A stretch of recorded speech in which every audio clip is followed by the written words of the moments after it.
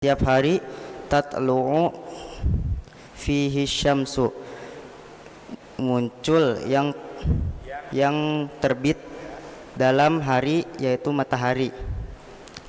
Ta'dilu, mendamaikan, bainatsnai,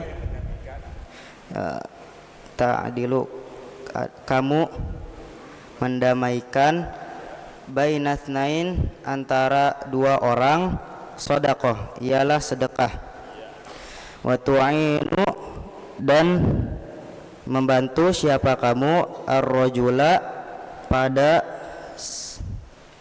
pada seseorang laki-laki, fi dabbatihi, dalam tunggangannya, fi dabbatihi, dalam tunggangannya rajul, fatahmiluhu, lalu kamu membawanya, tunggangannya, alaiha, pada rajul,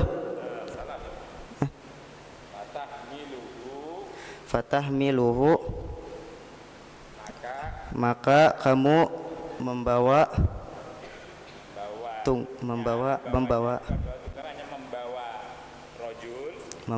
rajul, alaiha, pada tunggangannya, au, di atas tunggangannya, au tarfa'u, atau mengangkat siapa kamu,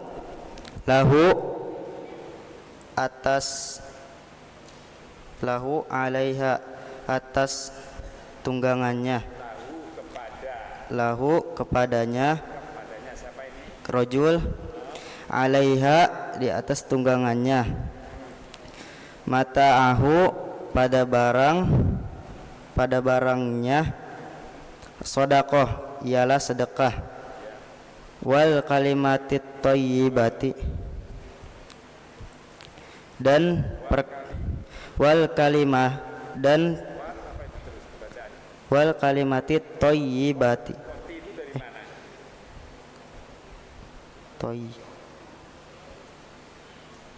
atafnya kan rofa, masa wal kalimati apa wal kalimatu itu tulisannya? Sudah ada harokatnya kok sana. Wal kalimatut thayyibati, thayyibatu. Ya, kalau awal coba diinget-inget dong. Makanya kalau dhamma sifat mausuf wal dhamma, enggak ada cerita wal kalimatut thayyibati, itu enggak ada. Wal kalimatut thayyibatu, sama-sama dhammanya. Ulang lagi. Wal kalimatut thayyibatu, dan perkataan yang baik, sedekah, ialah sedekah. Wa bikulli khutwatin, dan setiap langkah, tamshiha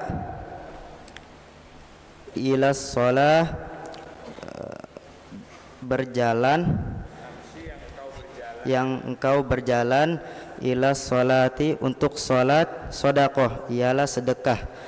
Wa tumitu, dan menyingkirkan, al ada'u, sesuatu yang berbahaya, anit tariqi, dari jalan, sedekah, ialah sedekah.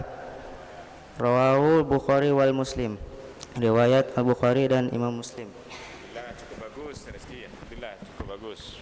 Saya menangkapnya, artinya itu sudah nyambung dan paham, alhamdulillah.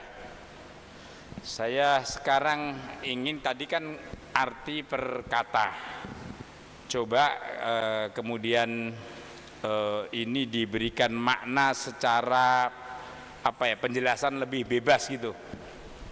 Siapa yang lama belum pernah ada ini? Siapa namanya? Lupa saya. Iya, Kayis. Coba Kayis berdiri, Kayis. Bismillah, Kayis. Lama saya belum pernah nunjuk Kayis. Tolong dibaca hadisnya dan kemudian diberikan artikulasi atau penjelasan menurut pemahamannya Kayis yang sudah saya pernah jelaskan. Ayo, bismillah. Baca dulu. Ya, boleh dibaca terus diartikan per kalimat. Kalau tadi kan per kata, Sekarang boleh dibaca per kalimat lalu diartikan. Bismillahirrahmanirrahim. An Abi Hurairah radhiyallahu anhu, dari Abu Hurairah, semoga meridai siapa Allah pada Abu Hurairah.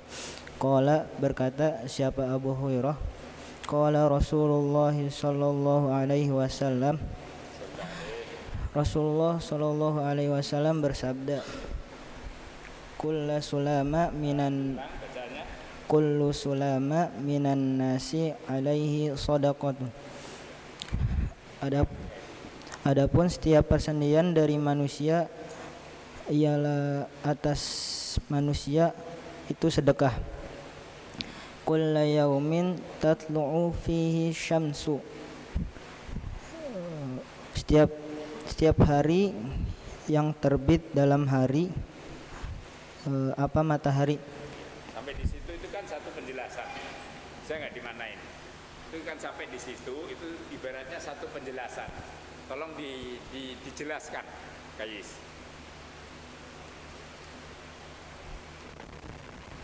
Yang kamu artikan tadi coba dijelaskan lagi lebih penjelasannya apa sih maksudnya ini hadis ini?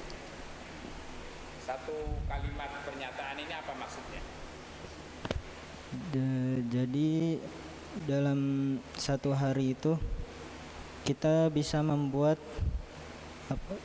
sedekah yang dilakukan secara zahir.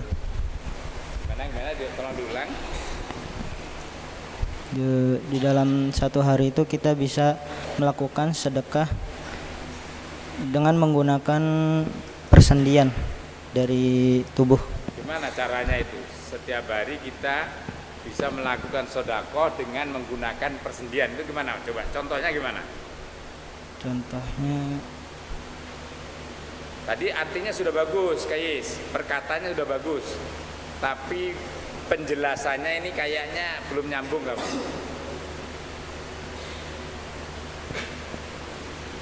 Makanya kalau saya pas nerangin, maksud saya coba didengerin, lalu dipahami. Gak gampang loh tuh. Artinya setelah tahu masing-masing perkata, kita mencoba mengartikulasi. Artikulasi itu apa? Memberikan penjelasan dari apa yang terkandung di dalamnya. Ini Nabi memberikan tamsil atau gambaran sebenarnya bahwa dalam setiap organ tubuh manusia itu pasti ada persendian-persendiannya. Lalu beliau katakan setiap persendian-persendian itu wajib atas manusia mengeluarkan sedekahnya sebagai ungkapan rasa syukur atas nikmat Allah yang masih memberikan persendian itu sehat dan berfungsi normal. Kan kemarin saya berikan contohnya, betapa persendian itu kalau kemudian tidak berfungsi, begitu sakitnya, begitu tersiksanya kita. Maka saat kita dalam kondisi normal dan sehat, itu kita diminta mensyukuri kenikmatan itu supaya kenikmatan-kenikmatan itu tetap langgeng dan bahkan diberikan limpahan tambahan oleh Allah. Bayangin baru kita kena sendi dari leher kita sulit untuk kemudian menengok. Pernah kena penyakit tengeng apa tengeng? Tengeng itu bahasa Perancis. Bahasa sini apa? Tengengen itu tengengen. Saya nggak dengar kalau banyakkan itu. Apa bahasa Indonesianya tengengen? Salah bantal. Masa bahasa Indonesia salah bantal? Betul itu bahasa Indonesia, tengengen. Bahasa Jawa itu tengengen. Saya nggak begitu paham, Mbak. Tengkleng makanya nama makanan itu. Tengeng. Coba yang lagi apa? Tengengen bahasa Indonesianya apa? Celeng. Kok celeng tahu-tahu? Teleng. Itu bahasa Indonesia bener. Saya ini kadang-kadang bahasa Indonesia kok susah ya, lupa saya. Intinya orang tidak bisa nengok dengan baik. Konon kata orang salah bantal, nggak tahu bener apa, tidurnya aja nggak pernah pakai bantal kok salah bantal. Yang jelas biasanya, mohon maaf kalau orang sudah usia, kalau anak-anak biasanya agak jarang. Biasanya usia 50-an ke atas kayak saya yang mungkin kebanyakan karena hipertensi, karena kolesterol, kayak gitu-gitu biasanya lalu mengarah kepada leher yang kemudian kaku. Nah, leher kaku aja lah.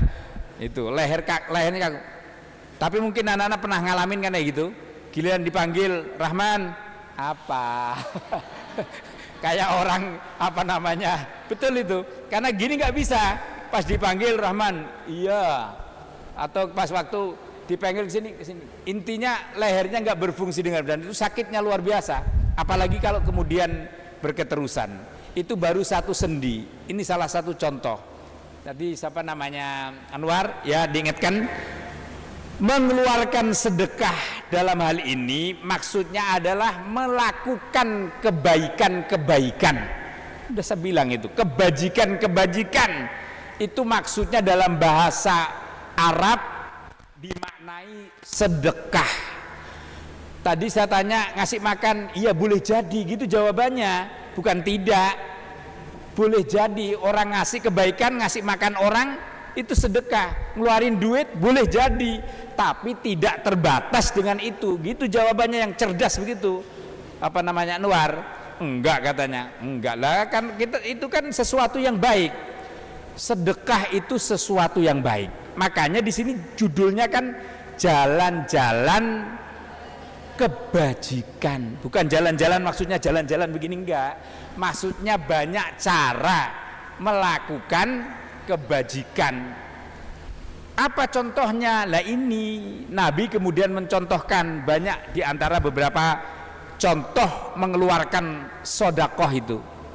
Kapan tadi sudah rada bener penjelasannya Anwar di awal diri Kais juga, yaitu setiap hari sepanjang masih terbitnya atau sepanjang hari di mana matahari masih terbit.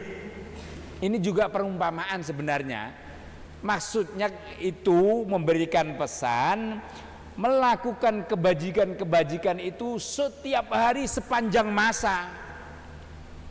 Kenapa setiap hari sepanjang masa? Karena setiap hari dan sepanjang masa itu matahari selalu terbit gitu loh. Tidak mungkin dan tidak akan terjadi matahari itu tidak terbit. Maka itu perumpamaan, saking hebatnya Nabi di dalam memberikan perumpamaan gitu loh. Jangan dimaknain segala sesuatu tekstual banget. Setiap hari sepanjang terbitnya matahari, lalu dimaknain pas menjalankan kebaikannya pas saat terbitnya matahari doang, setelah itu enggak. Maksudnya itu sepanjang hari, sepanjang matahari itu terbit, artinya ya sepanjang masa. Kan enggak ada dalam satu hari lalu matahari enggak terbit toh? Ada enggak waktu sehari matahari enggak terbit gitu? Pasti terbit.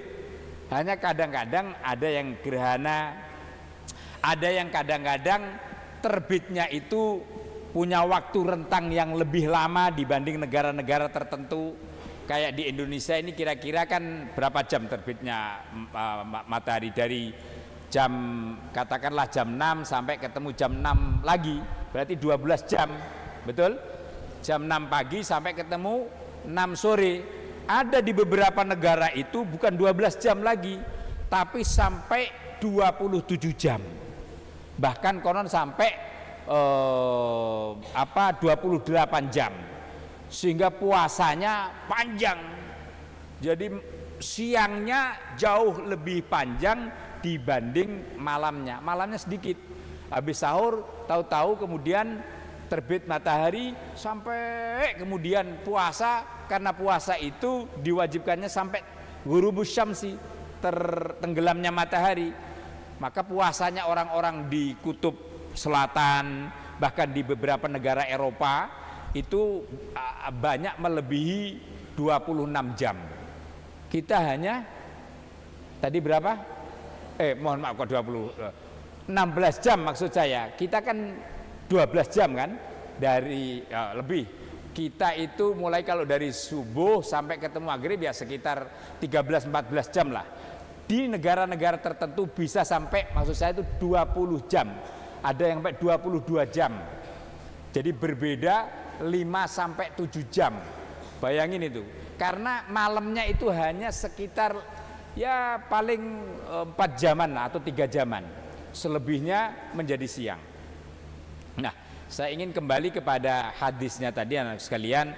Intinya tidak ada hari tanpa terbitnya matahari. Maksudnya di sini Nabi, ini saya kalau sudah nerangin ini besok jangan sampai ada yang nggak bisa nerangin lagi, nggak paham lagi. Menyatakan supaya manusia itu melakukan kebajikan sebagai rasa syukurnya mendapati anugerah kenikmatan Allah berupa organ-organ tubuh yang sehat dan normal dengan melakukan sedekah.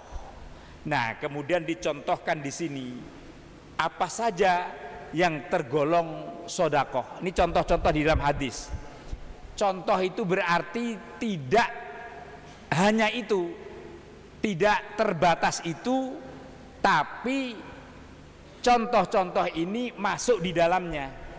Paham anak sekalian? Jadi maksudnya contoh itu bukan berarti hanya itu, tapi contoh itu bagian daripadanya iya. Contoh misalnya kita sering menyatakan bahwa anak-anak kalau waktu makan misalnya maka makannya menggunakan nasi dengan tahu tempe misalnya. Tapi ini contoh untuk makan siang. Tapi kadang-kadang ada anak-anak yang memang makannya tidak mau dengan tahu tempe atau makannya tidak menggunakan nasi. Ini kan contoh. Tapi contoh itu pasti ada. Tapi tidak setiap contoh itu hanya itu. Bisa dipahami anak sekalian? Nah, sekarang kita masuk apa di antara contoh sedekah atau perbuatan kebaikan yang oleh Nabi diberikan penjelasannya di dalam hadis ini. Ta'dilu bainasnaini shadaqatun. Engkau mengakurkan antara dua orang itu sedekah. Nah, ini baru paham perbedaannya kalimat yang pertama, kalimat pertama itu dengan kalimat setelahnya. Maka anak-anakku sekalian yang banin, saya ingin juga tegaskan supaya nyambung perbedaan kalimat wa tu'inur rajula fi dabbatihi fatahmiluhu 'alaiha au tarfa'u lahu 'alaiha mata'ahu shadaqatun. Jadi yang dimaksud dengan wa tu'inur rajula fi dabbatihi fatahmiluhu 'alaiha yaitu membantu seseorang yang sulit atau karena ada problem dengan dirinya yang jadikan sulit untuk naik ke tunggangannya. Jadi kita bisa membantu seseorang itu untuk naik ke tunggangannya. Paham nggak, Mat? Itu orang kadang-kadang kan sulit tuh naik tunggangannya, dibantu tuh. Itu maksudnya baru benar paham. Terus lanjut. Kalau penjelasan dari Yang kedua au tarfa'u lahu 'alaiha mata'ahu shadaqatu, yaitu menaikkan atau misalnya engkau membantu kan itu situ maksudnya tu'inu. Atau engkau membantu menaikkan barang seseorang itu kepada tunggangannya karena misalnya penunggangnya telah berada di tunggangannya. Misalnya seseorang itu sudah kita naikkan ke tunggangannya, barangnya tertinggal di bawah, jadi kita bisa membantu. Nah. Jadi yang pertama membantu menaikkan orangnya di atas tunggangannya, yang kedua membantu bawaannya. Kalau saya manain bantu membawa barangnya, nanti barang yang apa ini? Maksudnya bawaannya ke atas tunggangannya. Anakku sekalian, kan jelas sekali kemarin saya contohkan. Jadi termasuk sodakoh, amal kebajikan yang mendatangkan pahala kepada pelakunya. Dicontohkan tadi kan yang pertama mengakurkan orang, mendamaikan orang. Namanya mendamaikan kan berarti ada konflik. Nggak ada orang-orang sudah akur kok lalu kemudian diakur-akurin lagi, kan nggak ada ceritanya. Nah, berikutnya contoh lain kata Nabi di antara sodakoh kebajikan itu tadi sudah Torik berikan penjelasannya, udah benar, yaitu membantu seseorang menaiki tunggangannya karena keterbatasan fisiknya atau karena sulit naik karena tunggangannya terlalu tinggi, onta dan seterusnya. Kalau onta kan begitu. Pernah naik onta? Siapa yang pernah? Pernah. Siapa yang pernah naik onta? Nah. Yang jelas onta itu kalau mau dinaikin rata-rata memang dia harus duduk dulu. Bahkan sudah duduk pun masih tinggi, masih dibantu kita naik. Apalagi orang-orang Indonesia yang rata-rata agak pendek-pendek itu biasanya. Beda yang orang-orang tinggi.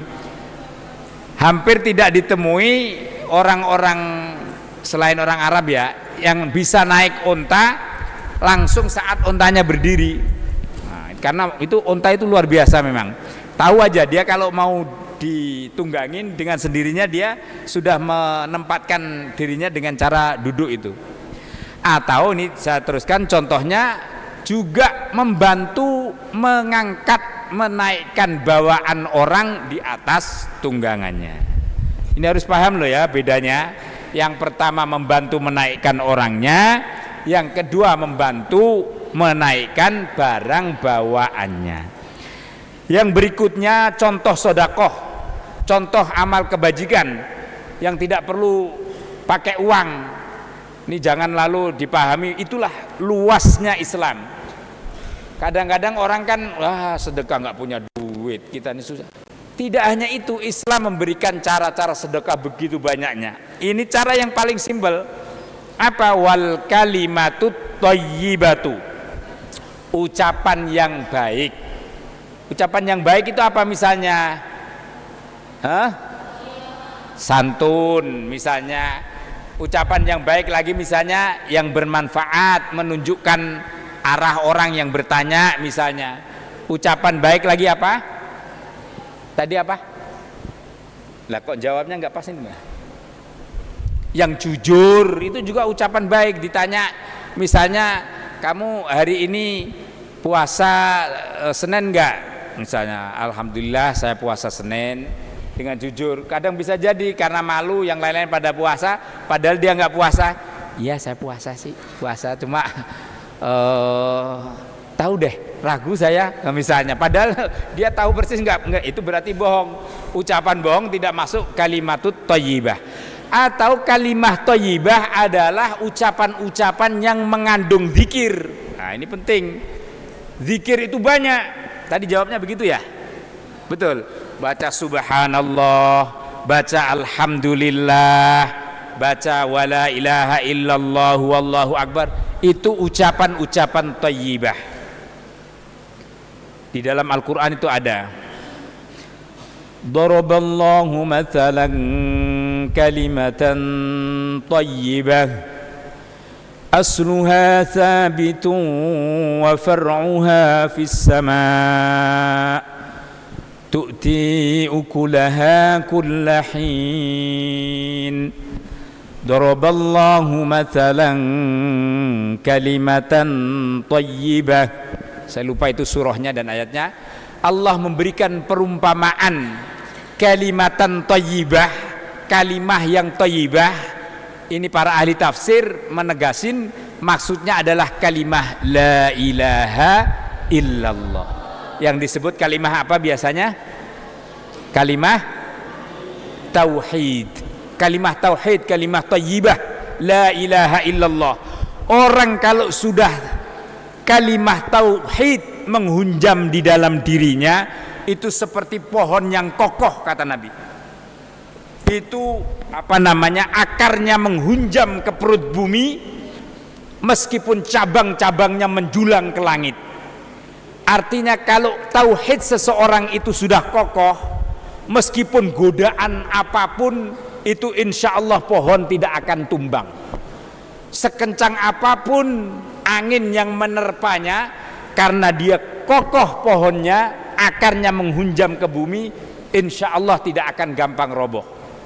Maka kalimat tauhid itu kayak gitu. Orang muslim kalau sudah dia kuat i'tiqadnya, kuat keimanannya, tidak gampang tergoda. Orang yang gampang terombang-ambing dan gampang tergoda dengan hawa nafsu dan persoalan-persoalan duniawi, itu karena i'tiqadnya, kalimat tauhidnya tidak kuat. Karena itu anak-anakku sekalian, ini nanti boleh dihafal di dalam Imriti ada yang menyatakan begini: Idzil fata hasba i'tiqadihi rufi' wa kullu man lam ya'taqid lam yantafi'. Saya baca sekali lagi, yang hafal saya kasih hadiah 50.000. Idzil fata hasba i'tiqadihi rufi' wa kullu man lam ya'taqid lam yantafi'. Banin, siapa hafal maju ke depan, 50.000. Beneran tes IQ. Mungkin yang sebelumnya sudah pernah hafal. Katakan Banat. Nyerah semuanya, alhamdulillah nggak kehilangan duit saya. Lah ini berarti kalian belum pernah, ini di kitab Imriti. Kita ngajar nahunya apa? Jurumiyah ya. Imriti belum. Aliyah mestinya Imriti, sanawiyah, jurumiyah. Itu di kitab Imriti ada menyatakan begitu, idzil fata, sungguh seorang remaja dan pemuda, hasba i'tiqadihi, itu tergantung i'tikadnya, tergantung keyakinan dan keimanannya, rufi'a, ia diangkat, maksudnya diangkat derajatnya. Idzil fata hasba i'tiqadihi rufi'. Lihat anak-anak muda, anak-anak remaja yang punya idealisme, punya i'tikad yang kuat, punya keimanan yang kokoh, pasti Allah akan berikan anugerah kemuliaan derajat yang tinggi di dunianya pun di akhiratnya. Beda anak-anak remaja yang salih, yang mukmin, yang qanitin, yang khusyuk, yang alim, pasti Allah angkat derajatnya. Ini sesuai dengan dasarnya apa namanya perumpamaan di dalam kitab Imriti ini. Wa kullu man lam ya'taqid, dan setiap segala sesuatu yang tidak diyakini karena dia ragu, lam yantafi, dia akan tidak memberikan manfaat apapun. Ini pegangin, ini kaidah. Maka kata Nabi, kalau engkau melakukan segala sesuatu, yakin dulu baru kau lakukan. Kalau engkau masih ragu, cari dulu apa yang menyebabkan ragu-ragu. Tapi kalau sampai masih ragu terus, nggak usah diteruskan, tinggalkan. Da' ma yaribuka ila ma la yaribuk, itu dalilnya. Tinggalkan sesuatu yang engkau tidak yakin kepada sesuatu yang yakin. Karena sesuatu yang yakin, yang tidak yakin pasti akan mengganggu apa-apa yang ada di dalam ketenangan hati kalian. Ini besok contohnya kalau kalian mau nyari jodoh, nah, besok. Kalau sudah keluar kuliah, kalau misalnya ditawarin jodoh, maka tanyalah kepada dirimu, sudah datang belum keyakinan itu. Kalau masih ragu, benar-benar masih ragu banget, jangan diambil keputusan dulu. Sampai kemudian kau cek, ini keturunannya dari mana, keluaran pesantren Al-Kaukab apa tidak, dulu pas saat nyantri rajin dan ganteng apa enggak. misalnya sampai kemudian kamu yakin, baru bismillah, ayahanda saya setuju. Pertama apa pertimbangannya? Karena santri Al-Kaukab. Nah, santri Al-Kaukab sudah pastilah insya Allah dijamin solih dan solihah. Amin. Anak-anakku sekalian, termasuk seterusnya itu hal-hal yang difahami. Begitu juga setiap kita melangkah menuju ke masjid untuk sholat, itu adalah sedekah. Dan juga meminggirkan segala sesuatu yang menghalangi atau mengganggu saat-saat orang berjalan, itu adalah sedekah. Saya kira ini penjelasan hadis, dan sampai di sini saja saya jelaskan minggu berikutnya kita akan mengambil hadis yang baru, dan saya pastikan tidak ada satu di antara kalian yang tidak paham. Insya Allah moga-moga bisa difahami dengan sebaik-baiknya.